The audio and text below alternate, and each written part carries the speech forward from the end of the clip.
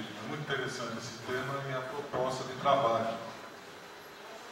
Bom, o tema que me foi proposto é Allan Kardec Friedman, né? Que na verdade poderia ser Denizar Friedman, né? Essa questão tem a ver com o fato do espiritismo ter uma relação muito próxima com a cultura celta. Então, para que nós possamos desenvolver o tema, primeiramente eu vou falar um pouco sobre os celtas, tá bom assim? Sobre os celtas, um pouco sobre os druidas, rapidamente sobre a parte filosófica da cultura celta, para que isso sirva de base para que possamos conversar sobre o fato ou não de Denizar Rivaio ter sido um druida ou não, né? A partir dessa exposição, eu vou estabelecer uma série de conclusões a partir da análise dessa cultura. O tempo é muito curto e o tema muito profundo, eu vou tentar correr o máximo possível para tentar dar uma ideia do que seja a cultura celta. Eu entendo que ter uma compreensão profunda sobre essa questão demandaria um curso, um tempo muito maior.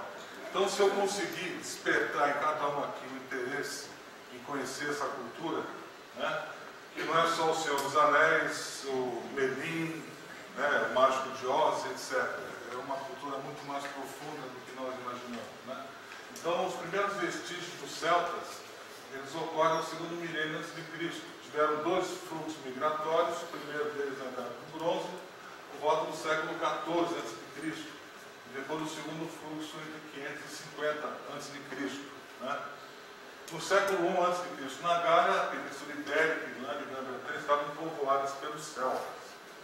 É uma cultura muito antiga e, para entender a cultura europeia, para entender a cultura ocidental, inclusive para entender a cultura brasileira, é necessário que nós tenhamos compreensão dessa cultura céltica, que devido a escavações, a avanços na área da arqueologia, hoje temos uma concepção completamente diferente da época do Kardec.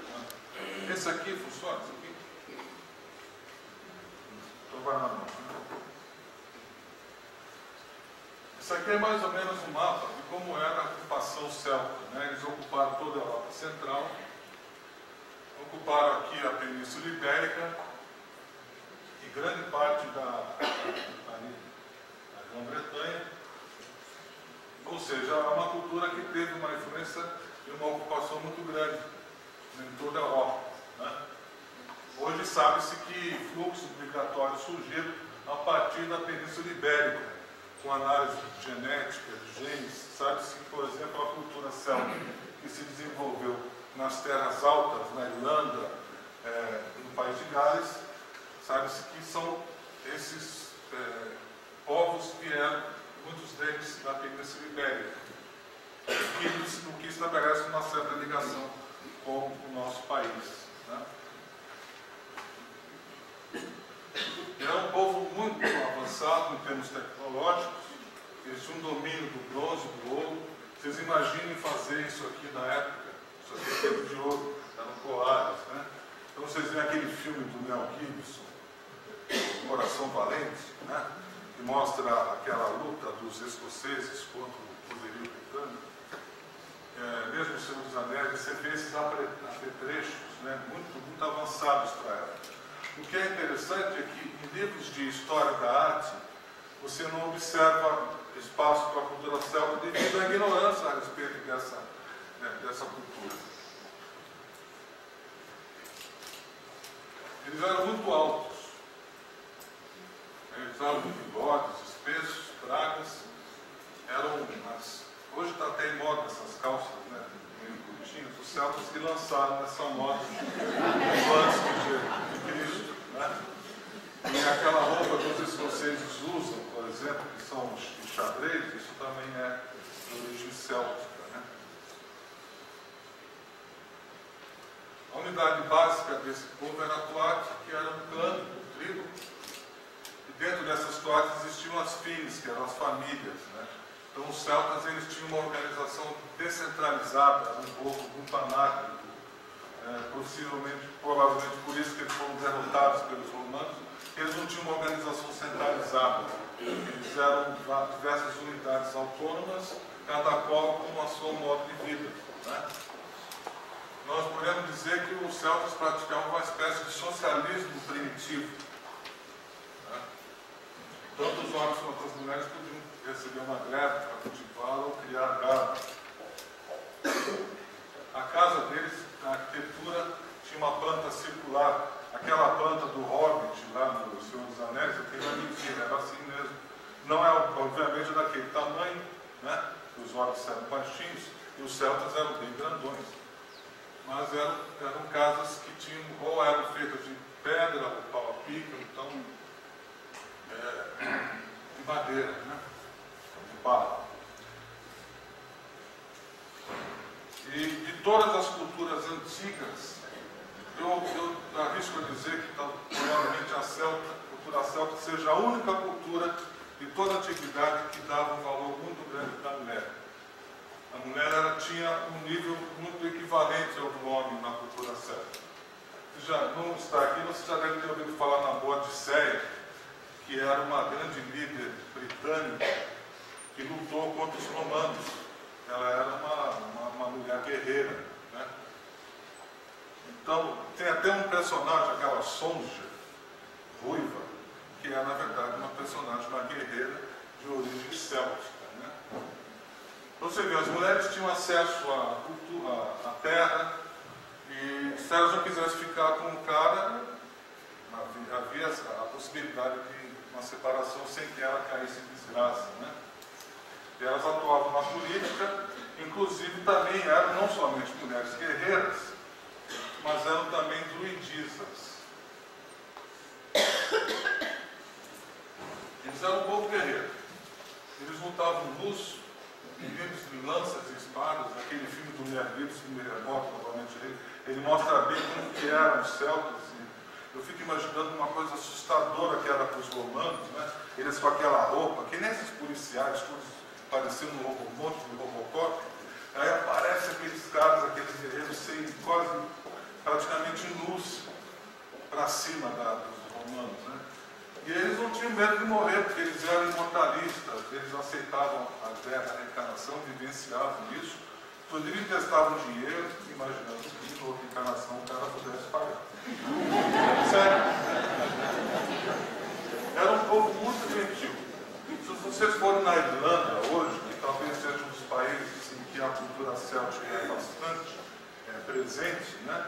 Vocês vão ver que o povo irlandês é muito parecido com o povo brasileiro. A hospitalidade, a cortesia, um povo muito dócil, né? E eles eram assim, a pessoa ia na casa deles, eles eram recebidos, sem perguntar onde que a pessoa vem, quando vai, não importa. Eles recebiam todos de forma igual, né? Essa cultura, ela entrou em decadência após a invasão da Gália. Vocês já ouviram falar naquele desenho animado Asterix? Os romanos não conseguiram, o único povo que os romanos não conseguiram subjugar. Realmente eles demoraram cerca de 6 anos para que a Gália fosse conquistada. Isso se deu em 52 a.C. Prestem atenção nessa data. E mais à frente a gente vai lembrar um pouco dela. 52 a.C. foi o ano em que os celtas foram subjugados por Júlio César. Ele registrou isso, inclusive, numa obra, né, De Bello Gaelico, as guerras na Gália, em que ele descreve como eram os rituais construídos, como era o comportamento dos celtas. É a visão do opressor, mas não deixa de ser uma informação interessante. Os celtas foram expulsos da Gália e foram migrados para a Grã-Bretanha, para as terras altas, lá onde se tornou um reduto no país de Gales. Você tem os galeses na ilha de Mana, na Cornualha, na Escócia, na Irlanda e mesmo na Inglaterra, que tinha os bretões, que eram os celtas lá na Grã-Bretanha, né? o cristianismo acabou praticamente com os celtas. Então, no início do século, da nossa era, você já não tinha uma cultura celta tão organizada, só existia um tributo lá nas terras altas. Né?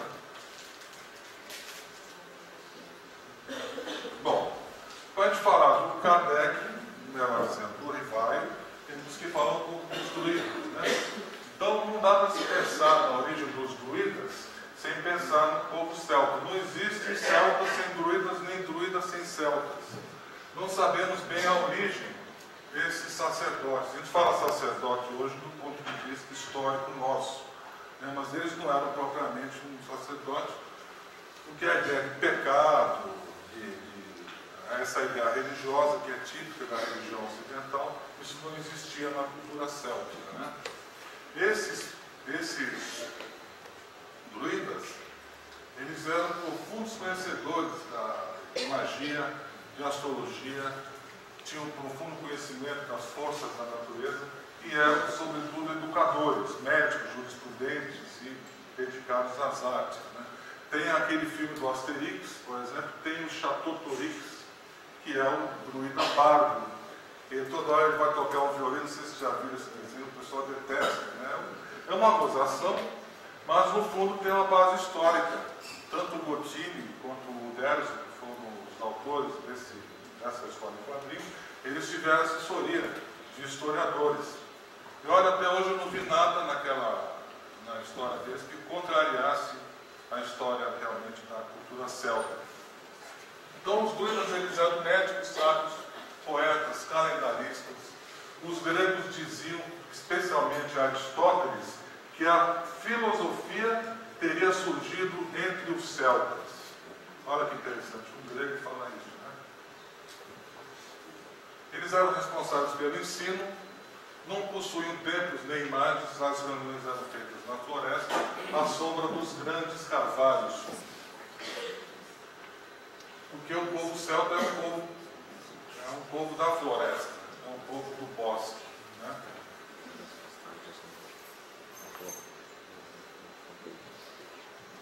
Há uma semelhança dos druidas com os brahmanes da Índia, com os sacerdotes egípcios e os magos da Babilônia. Porque não se sabe a origem desses druidas. Os esotéricos dizem que eles são descendentes de um segmento que teria vivido na antiga Atlântida. De modo que quando a Atlântida houve o fim do Império Atlântida, houve uma migração, uma parte foi, que seriam para as terras nórdicas, né? Dando origem não somente aos celtas, mas também aos vikings, que seriam os povos hiperbóreos, que o Aristóteles falava sobre esses povos, como também uma parte deles foi para a Península Ibérica. Talvez por isso houvesse esse ciclo, né, migratório. Isso é o que diz a tradição esotérica. Os historiadores não sabem exatamente qual a origem desses druidas, não se sabe. Talvez a tese mais adequada, mais próxima, seria de que eles viveram, teriam uma ligação muito forte com os xamãs. Mas são hipóteses. Né? Não se sabe a origem dos druidas. Um outro aspecto interessante é que... O que fica isso aqui? Outro aspecto interessante é que esse, sabe, até ter ouvido falar nesse Stonehenge, né? Então, esse monumento é associado aos celtas, mas na verdade ele existe muito antes. A cultura celta passou a se desenvolver por volta de 2000 a.C., há vestígios dessa cultura na Europa. Enquanto que esse monumento ele foi construído por volta de 4000 a.C. Não sabemos exatamente a finalidade dessa construção. Há indícios de que seria uma espécie de um observatório astronômico. Né? Há lendas de que Merlin, que teria sido o cara que criou esse monumento. É uma lenda. Ele trouxe essas pedras da África e que seriam gigantes que ele converteu em pedras. É uma lenda. Né? Eles eram divididos, os druidas, em três classes. Eram os druidas filósofos, astrônomos, que eram os druidas Fílide e depois os druidas Faith. Os primeiros eram dedicados à teologia, à filosofia e à astronomia. Os druidas Fílide eram ligados à medicina, à magia, à previsão, e tem os druidas Faith, que são os bardos, né, que eram ligados às artes. Eles contavam histórias, né, eles eram exímios contadores de histórias, poetas. Né? Por exemplo, um bardo muito conhecido é o Taliesin. Tem até um disco daquela banda de rock antiga de Porto, que chama-se The Book of Taliesin. No rock há muita referência à cultura celta, inclusive aqui no Brasil também. Né?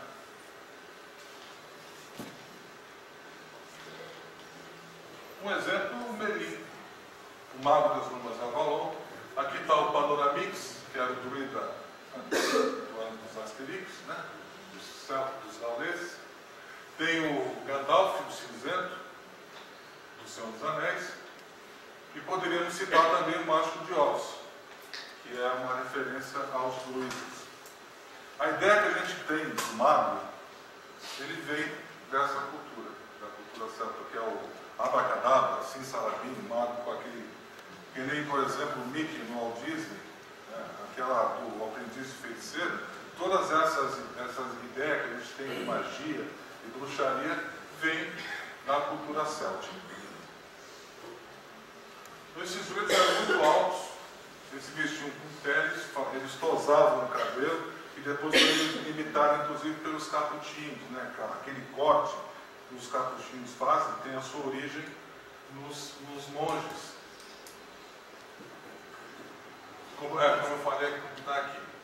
Acontece que quando o cristianismo ele sobrepujou, os romanos sobrepujaram os gauleses, que foi o último reduto dos celtas. Aí veio o cristianismo, que nem fazia aqui no Brasil os bandeirantes, massacravam, e a tropa de choque massacrava, daí vinham os padres atrás para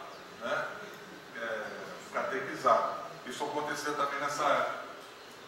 E muitos druidas se converteram ao cristianismo e levaram para o cristianismo o conhecimento que eles detinham.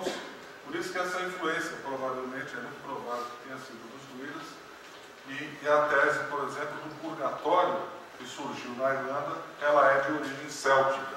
Se você falar isso com um católico, ele me mata. Mas, historicamente, foi assim que se desenvolveu. Eu vou falar rapidamente sobre a parte filosófica, porque vocês vejam que o negócio é tão interessante que isso seria um tema à parte.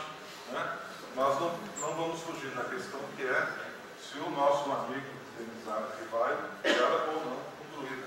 Né?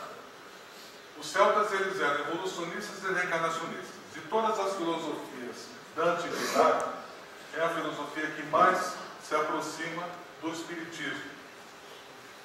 Eles concebiam a existência de 3 momentos evolutivos, né? 3 espaços do universo: Abred, Wenvet e Kelgan.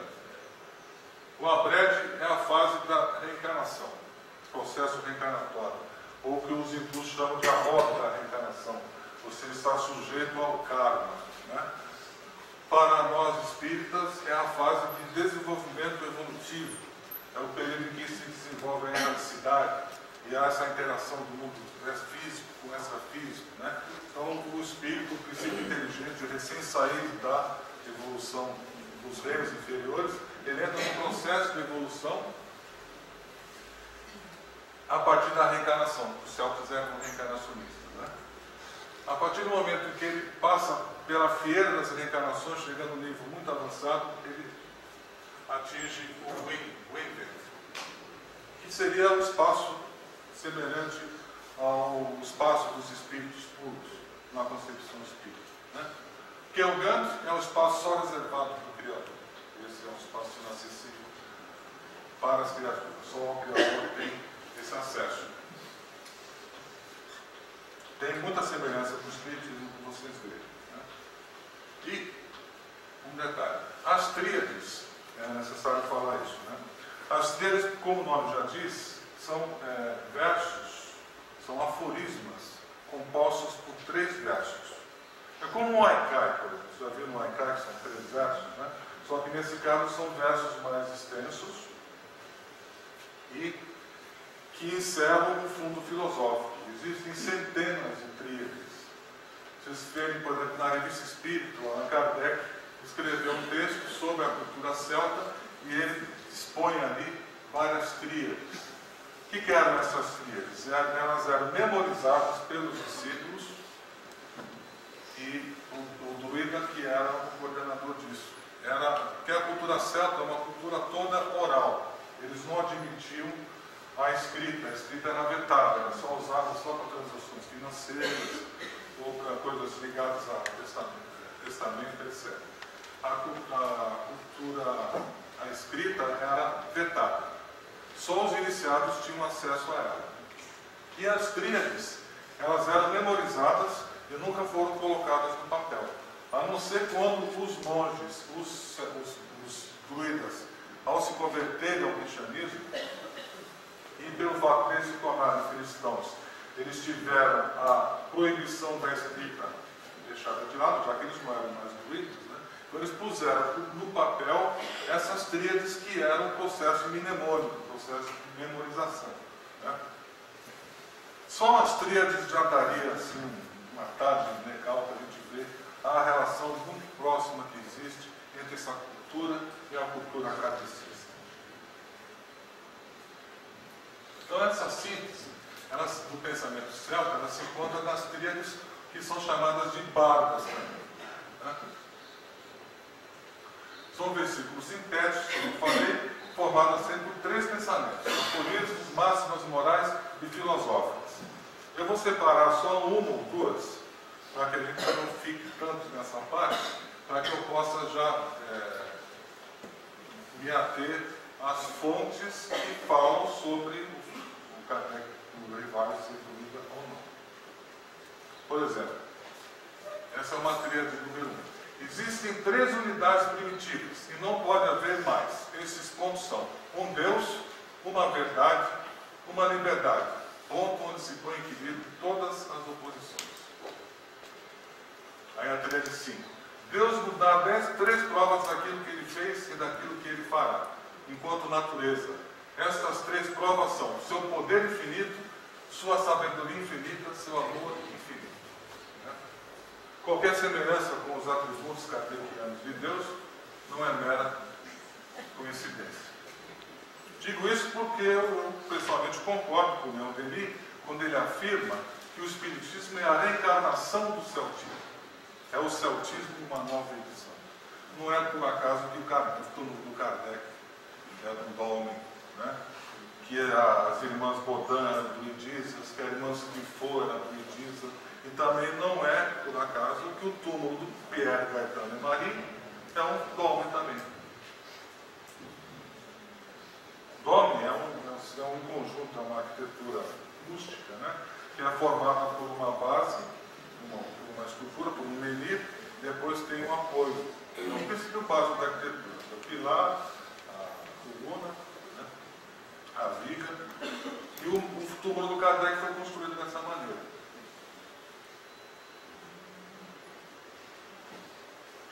Agora vou meter as fontes. Antes disso, eu gostaria de dizer o seguinte: toda essa cultura, ela simplesmente acabou em 52 a.C. Há alguns momentos na história antiga, no começo da Idade Média, de uma reação dos bretões aos romanos.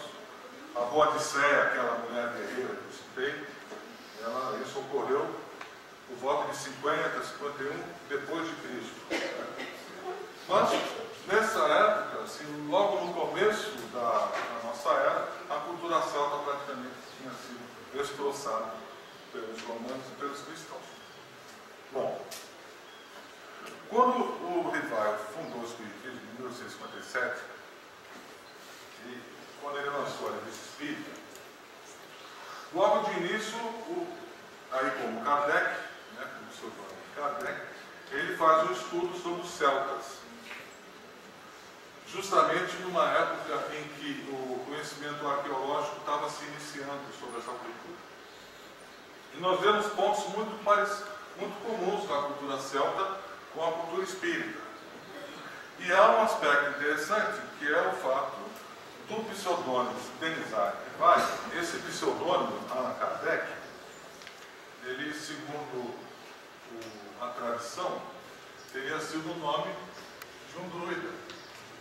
Então eu pretendo, nessa fase, mostrar para vocês as fontes históricas que existem a respeito do pseudônimo do Rivaio. Pela tradição, os espíritas aceitam que o Rivaio teria adotado esse nome tirado de uma encarnação como druida. A gente aprende assim. Você vê o túmulo do Rivaio, como Kardec, o seu nome, no formato de um domo.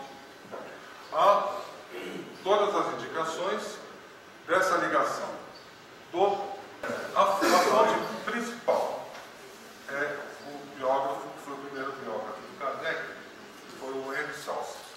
O Henry Salce diz, naquele livrinho Biografia de Kardec, que foi uma palestra que ele fez, ele diz que o Rivaio teria tido uma encarnação como druida na época dos romanos, ao tempo do Júlio César. Ou seja, na Gália, ou possivelmente na Bretanha. Quem diz isso é o Henry Salce. Ele não fala qual é a fonte dessa informação.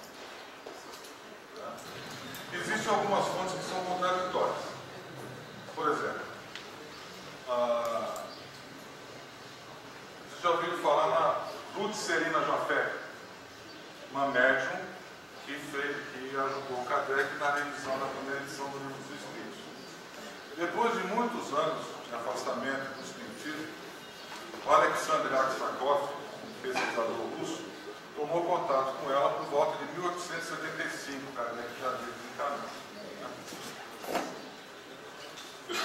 Ela diz o seguinte, ela diz que, na verdade, Allan Kardec, veja isso que eu estou dizendo para vocês, é tudo baseado em fontes. Allan Kardec, ele teria sido o nome de duas existências de Rivaio. Na verdade, Allan Kardec não é um nome, é a junção de dois nomes. A Ruth Serina Jafé teria recebido essa informação, a revelação de que o Rivaio teria tido uma encarnação como Allan. E o médium Messier Rose, que era o médico da Sociedade Parisiense de Estudos Espíritas, ele recebeu a revelação de que o Rivaio teria tido uma existência como Kardec. É a Ruth Serina Jafé que diz isso. Então, Rivaio teria sido Allan, numa existência, e Kardec, noutra. O pseudônimo seria uma junção dessas duas existências, de Allan e Kardec. Já é diferente do que o Henry Salce falou. Bem diferente. Ela não diz que encarnações foram essas. Apenas diz que o nome, Allan Kardec, vem daí. Essa é uma fonte. Agora tem uma outra fonte que é mais contraditória ainda. Quando falo contraditória, é que contraria a tradição que a gente aceita de que o Rivaio teria sido um druida. O nome é Allan Kardec. Tem uma jornalista chamada Anna Blackwell, que traduziu o Livro dos Espíritos para o inglês e lançou em 1875. Ela diz, no prefácio da tradução, que o nome Allan Kardec teria sido retirado de um antepassado da mãe do Kardec. Melhor dizendo, para não confundir, da mãe do Denizar Rivaio. Essa mãe do Denizar Rivaio, a mãe do Denizar Rivaio teria um antepassado que viveu na Bretanha antiga. Ele teria vivido na Gália. O Henry Salce afirma isso. Não sabemos a fonte dessa informação, mas a fonte é o próprio Henry Salce.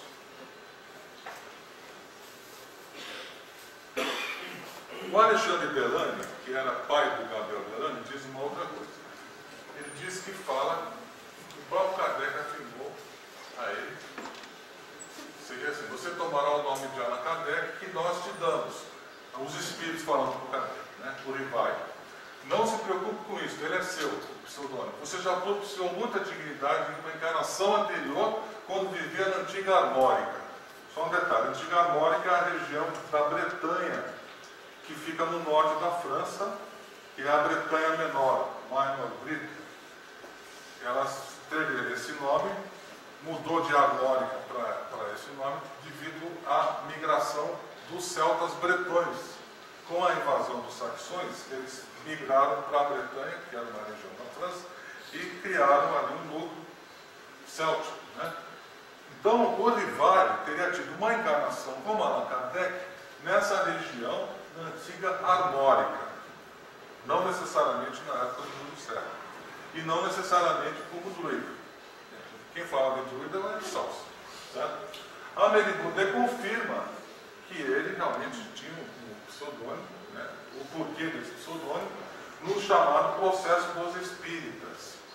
Ela diz: meu marido jamais pilhou coisa alguma. Todos os literatos adotam pseudônimos. Na época do Kardec era comum isso, né? Eu estou expondo para vocês as fontes históricas que existem a respeito disso. O Leon Denis diz que o Kardec teria, já é outra informação, diz que ele teria uma encarnação não na Bretanha, mas na Escócia. Ele teria sido um druida, assim como ele próprio foi um druida, tanto que o ator Conan Doyle chama ele do druida de Lorena, quando ele faz o prefácio de Joan d'Arc Médium, né, na versão britânica, a versão inglesa. Kardec ali aprendeu, na Escócia, a filosofia dos druidas. Preparava-se no estudo e na meditação para as grandes empresas futuras. Até o nome de Allan Kardec, que escolheu até este dolmen, erigido no seu túmulo, por sua expressa vontade. Tudo, digo eu, lembra o homem do vício do Carvalho, que voltou a esta gara para despertar a fé extinta e fazer viver nas almas o sentimento da imortalidade. Essa informação está no mundo invisível, a guerra, mas ela foi desenvolvida na última obra que o Leon Denis escreveu, que é o Gênio Céltico e o Mundo Invisível. Ele estava cego. Quando chegava e ditou para a secretária dele esse livro, em que ele desenvolve a tese, né, da relação dos celtas com o espiritismo e sustenta que Allan Kardec teria tido uma encarnação não na Bretanha, mas na Escócia. Vocês vejam como que é um samba do Napoleão doido, desculpa a expressão, né? Mas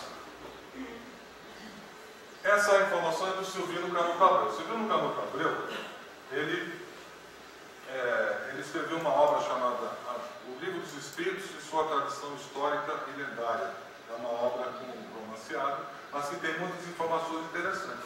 Nesse livro que fala que quem revelou ao Rivai que ele teria tido uma encarnação como druida foi o Zéfiro, ou Zéfiro, né? Esse Zéfiro, ele aparece no Prolegômenos. Se vocês pegarem o Prolegômenos, que eles falam assim que, sobre a revelação da doutrina, que um de nós já te revelou. Esse um de nós era o Zéfiro. Uma noite inesperadamente disse-nos Zéfiro para as irmãs Baudin, né? Que elas começaram a receber o Zé. Vocês irão brevemente para Paris, Baudin arrumará os seus negócios, pai, né? Emília entrará na escola naval, Coronel e Júlio tomarão professoras mais competentes e encontrarão seus noivos. E isso realmente aconteceu, elas casaram, tá? Se afastaram do espiritismo, e eu, Zéfiro, né? Procurarei contato com o velho amigo e chefe desde o nosso tempo de druidas. O Zéfiros teria sido um druida e o Rivaio teria sido um arquidruida. Não temos a fonte dessa informação, o documento, né? Mas a fonte está em Silvino Canuto Abreu, com documentos que até hoje ainda estão inacessíveis. Houve uma doação de parte desse acervo para a Federação Espírita Brasileira, que produziu Espírita na Lapa, mas não sei em que pé está isso. A fonte do Aksakov, da que eu me referi, né? Acho que é tão interessante que acho que há tempo para repetir. Como ele, Rivaio, também estava vinculado a um jornal importante, o L'Univers, que é um jornal que o Rivaio, o nosso Allan Kardec, colaborava, né? Quando ele publicou o Livro dos Espíritos, tem uma parte lá que foi publicada nesse jornal. E, segundo, isso aqui é uma afirmação do Celino Jafé. Um desses nomes era Alan, como eu falei para vocês, revelado a ele pela senhora Jafé, a médium Jafé. Né? E o outro nome, Kardec, foi revelado a ele pelo médium Rose. Se vocês procurarem na revista Espírita, vocês vão ver que esse Rose era um dos médios principais da sociedade parisiense, e depois rompeu com o Kardec e criou um outro movimento, né? Assim como a Honorine Huet e vários médios, mas isso é uma outra questão. Outra fonte interessante, essa eu achei graças à Biblioteca Nacional da França, que digitalizou está digitalizando o seu acervo. E tem um autor francês, que é o Georges Bailly, que escreveu um dicionário de pseudônimos. Ele pega os literatos, poetas, escritores e faz um glossário, uma espécie de enciclopédia de pseudônimos. Na letra A, obviamente, está lá Allan Kardec. E o que ele fala? Veja só, foi republicado em 1869. A primeira edição é de 1865. Em 1869, o Rivaio ainda estava encarnado. Em 65, obviamente. Quanto à escolha do seu pseudônimo, ele próprio, o Rivaio, contou sua origem. É o que o cara diz. Se ele está falando a verdade ou não, mas a fonte é essa. Tinha-lhe sido revelado, diz ele, pelos espíritos, que numa encarnação bem anterior à vida presente, chamava-se realmente assim, Allan Kardec. E também, como tal, foi chefe de um clã bretão no século XII. Vejam só, século XII. Lembrem-se daquela data, 52 a.C. Se a gente fizer uma continha, dá um milênio, né? Um milênio. Não existiu mais druidas e celtas nessa época. A outra fonte interessante, como eu falei, Ana Black. Olha essa foto que bacana. Escolhi na Universidade de Harvard. Tem mais duas fotos da Ana Black e a família dela doou o acervo para a universidade. Vocês podem ter acesso a todas as informações. A irmã dela, Elizabeth Black, foi a primeira médica dos Estados Unidos, uma família muito conhecida. E essa Ana Black era jornalista, poetisa, tradutora, frequentava a casa do Kardec, comeu brioche lá com a Nelly Poder, tomou chá com o Kardec na casa dele, frequentava a sociedade parisiense, ela morou em Paris, depois foi para a Inglaterra e se tornou correspondente da Revista Espírita. Ela diz o seguinte, sobre o pseudônimo. Eu vou ler que é muito interessante, porque ela conheceu pessoalmente o Rivaio. O Henri Salce, ele escreveu a biografia 500 anos depois. Ela não, ela conviveu com o Rivaio. Olha o que ela disse. E você publicará, isso está no prefácio, e você publicará o Livro dos Espíritos, não com o seu próprio nome, mas sob o pseudônimo de Allan Kardec. Guarde seu próprio nome, Rivaio, para seus próprios livros já publicados, mas tome e guarde o nome que agora lhe damos, para o livro que você irá publicar nessa ordem. E, em geral, para todos os trabalhos que você terá no desempenho. Aí tem uma observação. Quem é esse Allan Kardec? Um antigo nome bretão da família da mãe dele. Aliás, a mãe do Kardec era uma mulher belíssima. Não sei como o Kardec era tão feio. Mas essa Ana Black, ela conheceu pessoalmente o Kardec. Tem uma informação. Digo, o Kardec não é tão feio. Né? Mas é que a mãe dele era tão belíssima, tão bonita, todas as fontes dizem isso, né? Eu não sei como é que ele não foi tão bonito. Bom, é interessante considerar o argumento de autoridade. Né? Tanto Carlos de Bastaia quanto Moura Cigal sustentam essa tese. A partir do quê? No caso tanto do Carlos de Bastaia quanto do Wallace, eles confirmam a existência de documentos manuscritos de Kardec que aquele Canuto Abreu teria adquirido. Né? Inclusive cartas em que o Rivaio fala sobre o pseudônimo dele. Deixa eu estar atrapalhando aqui. Então, esses manuscritos do Allan Kardec ele adquiriu quando ele esteve na Europa, no Canuto Abreu. Isso também dá uma questão à parte, só uma discussão sobre isso. Né? Tanto o Wallace quanto o Carlos de Bassay sustentam isso. Tem um livro do Carlos de Bassay chamado Missão de Allan Kardec, que provavelmente o nosso companheiro vai expor, que fala sobre a encarnação dele como Jean Rance. Né? Essa informação também é confirmada pelo Wallace Leal. Mas eles não mostram a fonte. Mas a gente acredita neles, né? Mas não tem a fonte. A fonte também é o próprio Levi. É uma carta que o Kardec mandou para o Barão Tideman. Esse Barão Tideman é um cara cheio da grana, podre do rico, e que bancava muita instituição espírita na época do movimento espírita francês. O André Morel disse que ele era um amigo dos espíritos, no caso, né? E realmente ele ajudou muito o movimento espírita francês. E era esse cara que ia bancar desse espírito. Kardec estava esperando o investimento, ele deu uma vacilada, o São Luís provavelmente deve, acho que era o São Luís, que foi através da Aliança de Fogo, aconselhou o Kardec a publicar por conta dele mesmo. Ele mandou uma carta para esse Barão Tideman que fala sobre o pseudônimo. Olha, quanto o pseudônimo Allan Kardec guarda uma certa significação, podendo eu reivindicar como próprio em nome da doutrina. A FEB, não sei porquê, não publicou a carta completa, só um trecho. Né? Essa carta estava em poder do Canuto Abreu, é um manuscrito. Kardec fala aí sobre o pseudônimo dele. A única vez em que ele fala é nessa carta. A fonte, essa é a fonte principal a respeito dessa questão. Mais uns 2 minutinhos eu termino. Tá? Rolo, primeiro duque dos normandos, no século IX, depois de Cristo, né? Teve um filho que foi curado por um chefe de comunidade que se chamava Allan Kardec. Esse Allan Kardec foi normando. E esse Allan Kardec viveu no século IX e no século X. E essa informação é de uma carta que o Kardec escreveu, que estava em poder do filho do Pierre Gaëtan de Marie, Paul Marie, da qual Jacques Lantier teve acesso. Eu suponho que essa carta, esse trecho, é aquela carta ao Barão Tideman que estava em concreto. É uma hipótese. Teria que ver o documento. Né? Considerando essa informação, veja, o século IX, né? Tá? Praticamente 1 milênio depois da subjugação dos gauleses, supondo que o Rivaio teria tido uma encarnação como druida nessa época. Conclusão, aí eu fecho.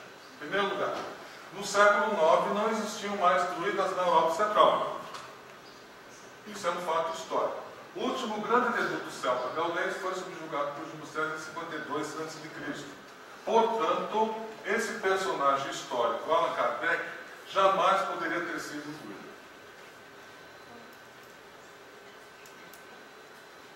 Segundo, apesar do nome Allan Kardec também possuir origem etimológica na cultura celta, há estudos sobre isso, o contexto histórico nos leva a concluir que esse personagem era normando, ele era viking, e o seu nome provavelmente é de origem normanda, portanto viking, como os bárbaros Cerdic ou Erin, o vermelho, que eram da mesma região que o Holland, que é a Dinamarca, a atual Dinamarca. Tem aquele filme, o Rei Arthur, vocês assistiram o Rei Arthur, né? Tem um filme que mostra a invasão dos saxões, mas tem as Dumas de Avalon, que é a coisa do mito, aquela coisa política, mas tem um filme, o Clive Owen, que faz o papel do Rei Arthur, em que o inimigo dele é o Cerdic, que é um invasor normando, que é um invasor que veio da Dinamarca. Lá ele era um saxão. Vocês vejam que o nome Alan, ele só se tornou jus comum na Grã-Bretanha após a invasão normanda no século XI. Os normandos invadiram a França, né, e depois invadiram a Grã-Bretanha. Houve um momento na história que o rei francês era o rei também da Grã-Bretanha. E o nome Alan começa a aparecer justamente a partir da invasão normanda. Né? que me leva a crer que realmente Allan Kardec tem mais a ver com os normandos do que com os celtas, ou seja, o nome Allan Kardec não é de origem celta, é de origem viking, normanda. A tradição oral diz que Denisard Rivaio teria sido um druida bretão. Né? Nós aceitamos isso. Ao tempo da conquista da Gaia. Seu túmulo foi construído em formato de um dolmen, monumento vinculado aos celtas. As ligações entre o celtismo e o espiritismo são evidentes, como eu demonstrei. Todavia, as fontes primárias são contraditórias. E nada indica que tenha existido um druida com nome Allan Kardec. Né? Concluindo, eu sei que é um meio confuso isso, né? Rivaio certamente teve uma encarnação como druida, tudo indica que sim. Isso é uma coisa. Então o Rivaio foi um druida. Agora, outra coisa, que nome teve esse druida? Allan Kardec jamais seria. Porque o Allan Kardec é um nome